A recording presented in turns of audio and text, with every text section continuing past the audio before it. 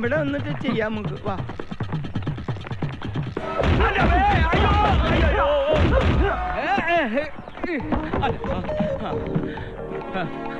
എല്ലാവരുടെയും ശ്രദ്ധയ്ക്ക് കാര്യം എനിക്ക് പിടികിട്ടി. ഞാൻ കൃതാർത്ഥനാ.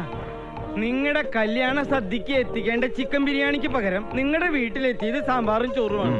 എനിക്കതിൽ ദുഃഖമുണ്ട്. ചേട്ടന്മാരും ഇങ്ങോട്ട് വാ. എനിക്ക് തീരെ വയ്യ.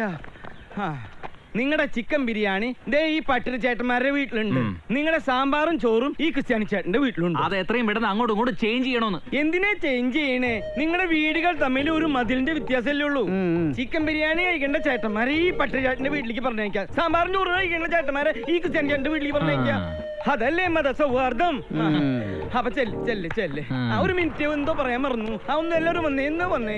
അതെ, കൈക്ക് ബലമുണ്ടെന്ന് കരുതി ആരെയും ഇങ്ങനെ ഇടിക്കരുതടാ, കള്ളപ്പന്നികളെ.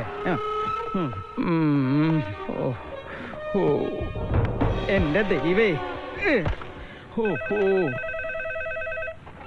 ദേ അടുത്ത കുരിശു വരുന്നു. ഹലോ, അതെ, എത്രയും പെട്ടെന്ന് രാജിവെക്കാൻ പോണ മാനേജർ തോമസ് കുട്ടിയാണ് സംസാരിക്കുന്നത്.